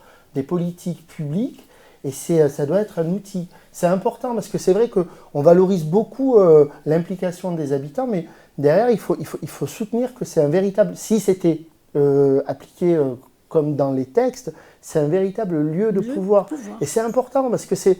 Tu vois, l'histoire du pouvoir et de la responsabilité, c'est que derrière, justement, on arriverait à comprendre un peu mieux quel pouvoir on peut avoir, le pouvoir d'agir, et de se dire qu'il faut du collectif, il faut des gens positifs, mais il faut aussi négocier ce pouvoir. Et parfois, tu as du conflit parce qu'il y a du pouvoir. C'est intéressant. C'est intéressant. Il faut qu'on ait cette culture de se dire, vous nous avez donné un peu de pouvoir, vous ne nous le reprendrez pas. C'est important. Ça fait Alors, partie. dans ce cas-là, tu as raison, à la condition on doit prendre le temps de savoir ce qu'on appelle le pouvoir, en fait. Parce que derrière le pouvoir, il y a un imaginaire. Et c'est souvent le premier frein, quand tu dis que c'est un lieu de pouvoir, certains vont le considérer comme un contre-pouvoir, comme le fait que ce pouvoir-là va prendre la place du pouvoir, on va dire, reconnu aujourd'hui, institutionnel, tout ça. Il y a la loi, il n'y a pas besoin de l'interpréter, il y a la loi. Enfin, mais c'est pour ça que comme de la même manière, on parle du pouvoir quand on parle de la décision. Moi, j'aime bien prendre un peu justement du recul par rapport à ça. Pour moi, qui ai connu autant les lieux de pouvoir institutionnels que, on va dire, dans beaucoup d'espaces de lieux de pouvoir, j'ai mesuré aussi qu'en fait, il y a des pouvoirs. Il y a d'abord des pouvoirs officiels et puis il y a des pouvoirs cachés, voilà, de ceux qui sont plus influents, en fait, ils sont peu visibles. Il y a aussi le fait que la décision, et ça j'en suis convaincu pour l'avoir pratiqué, elle n'existe pas, la décision. Elle n'existe pas, elle ne tombe pas du ciel. Où Marie Joissain, au conseil municipal, quand elle fait voter une délibération, Sophie Joissain, quand elle fait voter une délibération, en fait, derrière, il y a peut-être 3, 4 mois, 6 mois de travail avec des techniciens, des fonctions. Donc, il y a un processus de décision. Et en fait, quand on se met en situation de dire on va être un lieu de pouvoir pour avoir on va dire, la capacité de décider. Quand on le présente comme ça, concrètement, j'entends certains qui commencent à flipper, dire « Ouh là là, mais attends, ils vont prendre le pouvoir. » Le mot est fort. Et moi, je leur dis « Mais attendez, déjà, votre pouvoir, c'est pas votre pouvoir, votre décision, c'est pas votre décision. » D'ailleurs, et notamment quand tu parles de métropole, de l'État, enfin, il y a beaucoup de décisions qui sont obligées d'être négociées, même entre collectivités. Donc déjà, il faut se calmer sur ce qu'on appelle décision, mais surtout les lieux de décision, on sait très bien que c'est pas au conseil municipal que ça se fait. Ça reste une grande scène, alors, où ça s'engueule parce qu'il y a de l'opposition, mais ça se prépare bien en amont. Il y a des commissions. Il y a des commissions. Je pense que les conseils citoyens devraient avoir aussi des commissions. Comment on imagine, en fait, pour moi, c'est comment le conseil citoyen peut s'articuler avec les décisions, je dirais, publiques, en pensant lui-même la construction de son processus de décision. Et c'est pour ça que ça ne peut pas passer uniquement une réunion par mois. C'est là où il y a des enjeux d'articulation peut-être avec des tables de quartier, d'articulation avec d'autres collectifs, associations de locataires, associations de parents d'élèves. Voilà, comment on travaille un tiers espace. C'est les pistes pour le prochain conseil. Et comme on a... on est bavard. On est débordé, là, on est tombé. Mais en même temps, personne ne nous attend après. On est parti sur une série. Là. On va avoir l'occasion de parler du prochain Contradil. Après, d'abord, je vous propose de regarder la dernière vidéo. C'est une vidéo qui a été réalisée l'année dernière par Anonymal sur un conseil citoyen organisé au Jas de Bouffan. Donc, je vous propose de regarder. Tu vas te voir. Oui.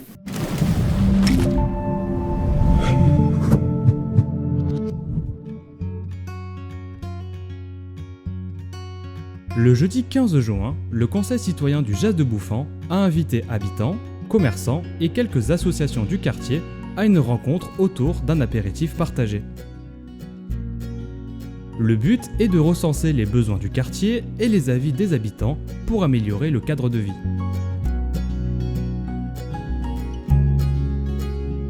Une planche à idées a été mise à disposition des habitants afin de recueillir leurs attentes et leurs points de vue autour de 4 thématiques principales: environnement, loisirs, sécurité et cadre de vie. Les différents témoignages des habitants ont souligné non seulement un problème de sécurité, mais également de conditions de vie, notamment en ce qui concerne l'état des logements.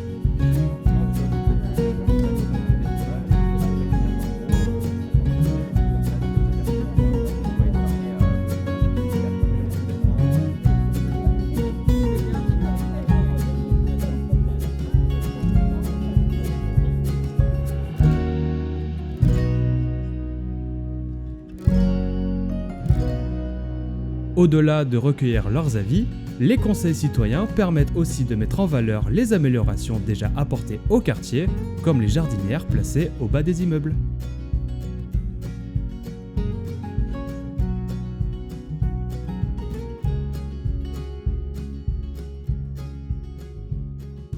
De retour pour cette dernière partie. Alors, avant d'entamer la suite du plateau, enfin la dernière partie du plateau, je voudrais donner quelques chiffres un peu à l'échelle métropolitaine. Selon un rapport gouvernemental de 2023, il existe 37 conseils citoyens sur le département des Bouches-du-Rhône, dont 10 à Marseille. Tout à l'heure, vous parliez de la Fédération des conseils citoyens de Marseille, qui est née en novembre 2021, qui du coup se compose de 10 conseils citoyens qui travaillent avec les tables de quartier.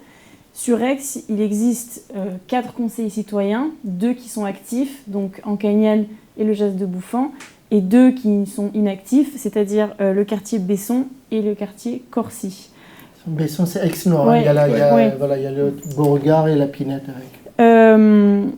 Donc là, on est, comme on disait en début du plateau, on est à l'aube du nouveau contrat de ville. C'est quoi la suite? Qu'est-ce qu'on pourrait faire pour la suite, pour cette nouvelle génération 2024-2030 qui est intitulée apparemment Engagement Quartier 2030? C'est ça le nom Tout à fait. du prochain contrat de ville. Exactement. Là, en fait, dans le calendrier, c'est un contrat. Le contrat de 2015 aurait dû finir en 2020. Après le Covid, il y a eu chaque année un report. Donc là, on peut le dire maintenant, ça a été enfin officialisé. On ne savait pas jusqu'à quand. C'était 2023. Donc 2023, il y a eu toute une évaluation de ce contrat de ville. Et normalement, là, il devrait être signé, ce contrat de ville, à l'échelle de la métropole, donc à la compétence de la politique de la ville, en mars 2024. C'est-à-dire dans les prochains jours, normalement, je ne sais pas quand aura lieu le conseil métropolitain, mais ça devrait être peut-être fin mars. Ce contrat de ville va être signé à l'échelle de la métropole et va se décliner dans chaque territoire par une convention communale qui est un peu l'articulation, en fait, donc il n'y aura plus 3 piliers, il y a 5 axes maintenant dans le contrat de ville, et qui va se décliner ensuite sur chaque territoire. Donc la convention communale d'Aix-en-Provence est en discussion entre l'État, la métropole et les services de la ville, sachant qu'à Aix-en-Provence, on a une particularité, c'est qu'on a les services de la ville, en fait, la plupart des agents de la politique de la ville sont des agents municipaux. Voilà, il y a quelques territoires, mais qui ont conservé, on va dire, une forme de délégation qu'on négocie avec la métropole, le fait d'avoir des agents municipaux. Est-ce que tu peux redonner les 5 axes Alors, je ne les ai pas en tête, parce qu'on me les a présentés le 26 janvier, et je les ai... Alors, en fait, ce n'est pas des axes, c'est des thématiques, c'est habiter, grandir. Enfin, ils ont trouvé 4 verbes, 5 verbes, qui reprend un peu les trois piliers, parce qu'en fait, on ne va rien inventer, avec une dimension d'être plutôt dans une logique de parcours de vie. Voilà. On est plutôt à l'approche, non pas de politique publique descendante, où on va essayer de travailler entre les silos institutionnels, on va partir de l'habitant, c'est-à-dire grandir, ça, donc ouais. là avec des enjeux plutôt d'éducation, tout ça, habiter avec tous les enjeux d'habitat, de logement, de cadre de vie. Il y a un enjeu autour de l'émancipation, il y a un enjeu autour de la mobilité, mais je ne veux pas dire de bêtises, ça serait, enfin c'est pas encore officiel, c'est encore d'être discuté, ça va être officiel dans quelques semaines. La difficulté, c'est que on n'a pas suffisamment en fait anticipé en 2023 ce travail en fait de co-rédaction du contrat de ville et de la convention communale. Et moi, ça fait 1 an en fait que dans les conseils citoyens, on parle d'évaluation. Enfin, j'essaie d'animer avec des morceaux d'information, mais malheureusement, il y a 3 acteurs pour signer un contrat de ville majeur, on va dire, l'État, avec ici la déléguée du préfet qui est très présente à l'échelle locale, qui représente l'État, et donc qui facilite les relations avec les différents services de l'État à l'échelle du territoire. Il y a la métropole, et puis il y a la ville d'Aix-en-Provence, qui est en plus à Aix, beaucoup d'agents, c'est très intégré, on va dire, dans le droit, ce qu'on appelle le droit commun de la ville. Mais la difficulté, c'est que à l'échelle d'une métropole, et je ne dis aucun secret, c'est que c'est très compliqué politiquement, la gouvernance de la métropole. Donc ça tiraille, et en plus il s'est ajouté un autre élément un peu juridique, c'est qu'on avait une métropole qui ne fonctionnait pas comme les autres, et on nous a obligés de fonctionner plus à l'échelle de la métropole, et donc avant il y avait des conseils de territoire qui préservaient Marseille, Aix, Salon, Et là, une réorganisation en 2023 qui a complètement freiné, on va dire, la capacité de pouvoir travailler le contrat de ville entre les institutions, avec de vrais freins, et aussi évidemment avec les habitants. Donc je le regrette en tant qu'association qui aurait pu justement se saisir, on va dire, de cette évaluation pour vraiment travailler un vrai contrat de ville co-écrit, mais le contexte a fait que ça n'a pas été possible. Alors, là où j'ai un espoir, et c'est demain que ça va être réalisé, c'est qu'en fait, on est sur des grands axes sur le contrat de ville, donc c'est pas très grave. On est sur une convention communale qui va s'appliquer, et on a eu une seule réunion là, au mois de janvier, mais l'essentiel, en fait, d'un contrat de ville par rapport à ce que c'est ce qu'on appelle les projets de quartier. Et donc, en fait, là, pour le coup, les projets de quartier, c'est pas encore écrit, et tout le monde s'est engagé, je dirais la ministre en premier, mais normalement, on va être là pour vraiment insister, c'est que les projets de quartier vont être écrits avec les habitants et les associations. Donc là, le conseil citoyen ou l'espace de mobilisation à Aix des habitants et des associations vont être mobilisés à partir du mois de mars, donc en fait en avril-mai, sur la rédaction du projet de quartier. Je pense que là, il y a un enjeu. Et d'ailleurs, c'est peut-être aussi... déterminant. Déterminant pour... et vous questionnerez la déléguée du préfet, les agents de la politique de la ville, si vous les invitez sur ce plateau, pour justement, là, imaginer ensemble quelle serait la méthode pour le faire. Et avec tout ce qu'on a dit tout à l'heure, pour éviter ces freins de sachants qui vous expliquent comment faire, on n'a pas de contraintes. Là, l'intérêt, c'est qu'on a du temps. Faisons de ce temps-là un allié. Ne soyons pas obligés de faire un projet de quartier en juin à la va-vite. Voilà. Prenons peut-être un an, mais laissons-nous le temps de vraiment le construire ensemble. Et là, je pense qu'on va pouvoir faire atterrir des axes métropolitains à l'échelle des quartiers d'Aix-en-Provence. Donc là, il y a un vrai sujet sur ce projet de quartier. Donc moi, c'est en tout cas mon espoir de peut-être, là, enfin, véritablement être conforme à ce que la loi de 2014 a énoncé, la co-construction. Vous voulez réagir moi, je voulais parler quand même de la déléguée de préfet. C'est vrai que moi, je sens ça fait 7 années. Je parle que mon point de vue au niveau du quartier d'Oncagnan. Elle est assez présente à tous les réunions.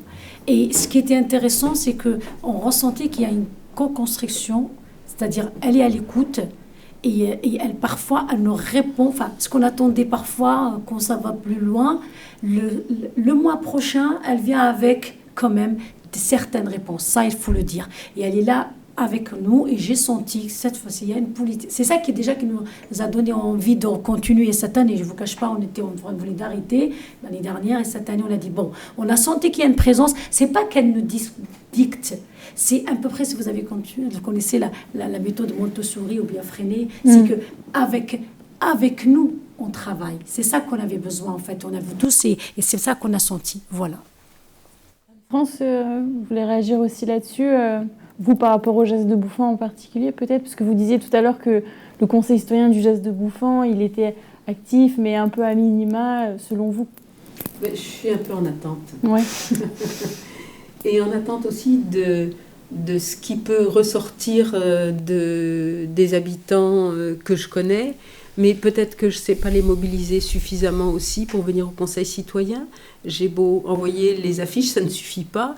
Donc, comment faire je suis vraiment en grande interrogation sur la possibilité de redynamiser, de redonner des idées, voilà.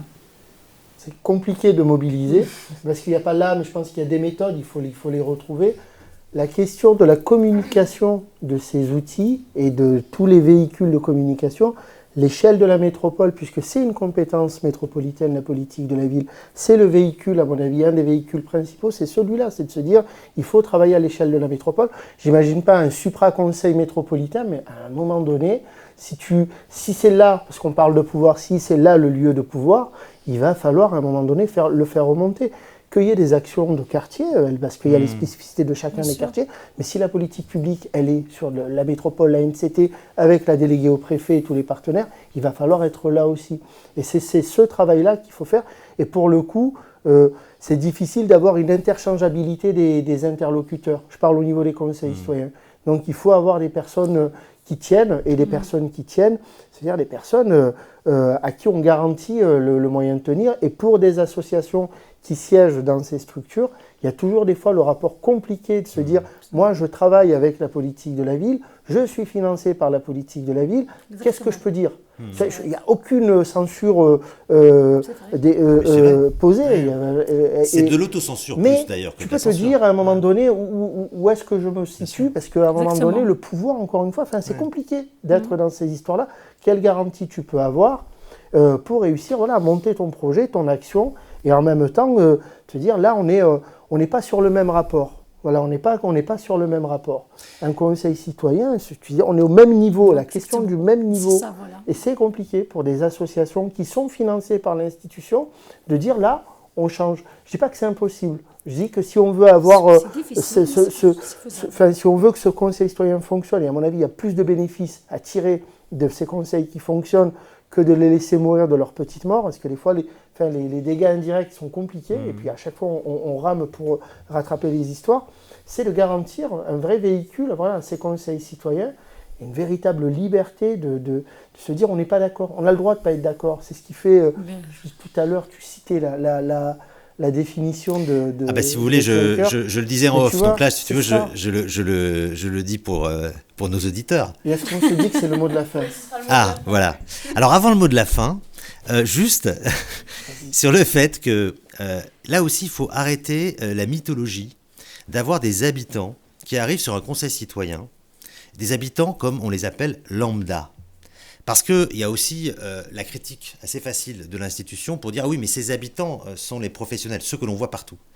Et là, on est quand même dans une terminologie qui est déjà assez, je dirais pas méprisante, mais en tout cas assez condescendante. Et surtout que la réalité, en fait, c'est que moi, je ne connais pas d'habitants lambda qui arrive dans une réunion, qui revient un mois après, qui n'est pas du tout connecté sur des dynamiques collectives, qui donne son point de vue en tant qu'habitant lambda. Ça n'existe nulle part. La démocratie, elle ne fonctionne que sur des dynamiques collectives.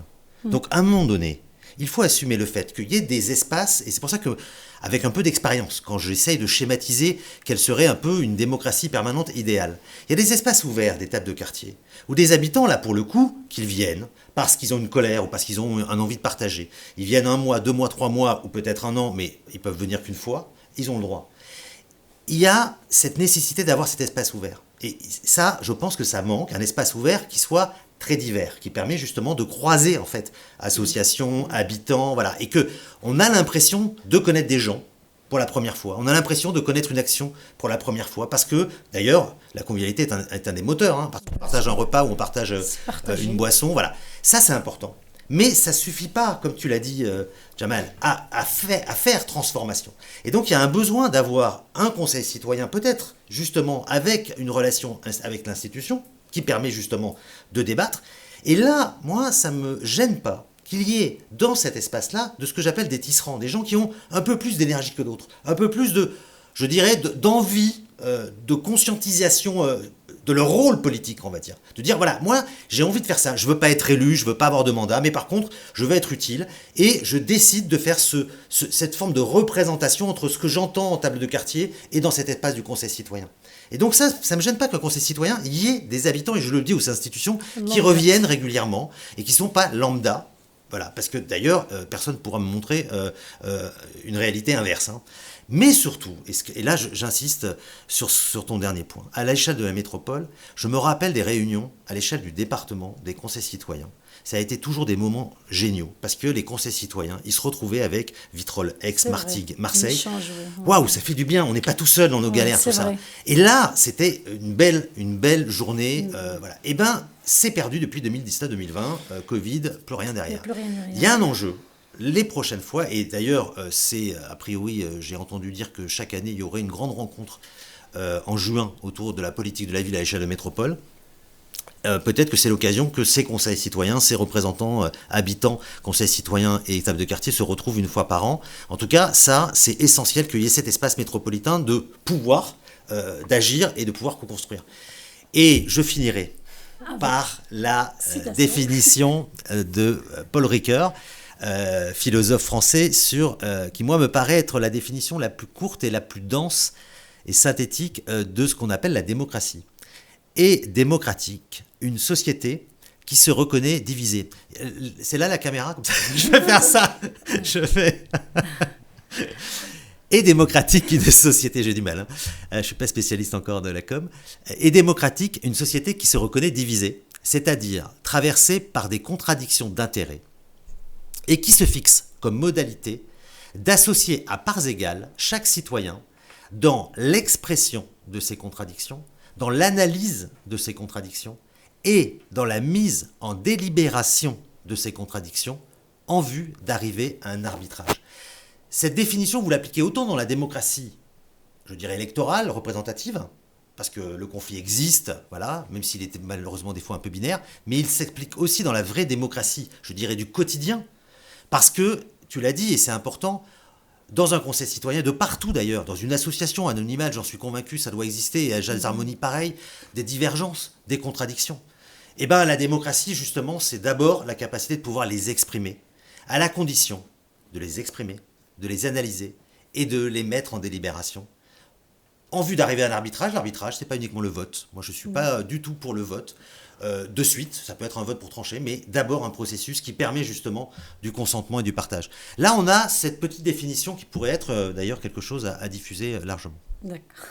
Pierre-Alain, merci. Merci à vous trois. Ouais. Merci beaucoup. On va recevoir d'autres membres d'autres conseils citoyens, ceux de Pertuis. On les recevra aussi. On essayera de prendre notre part, nous, dans la mobilisation et l'information et la visibilité des conseils citoyens. Merci beaucoup, en tout cas. Merci beaucoup. Merci à vous, les gars. Merci à vous. Merci à vous aussi. Merci. C'est important. Et pour ces échanges intéressants et constructifs. Et merci, Jamal, d'avoir co-animé et chroniqué. Et merci à la régie aussi. Merci et à bientôt sur Animal pour une nouvelle émission. Merci.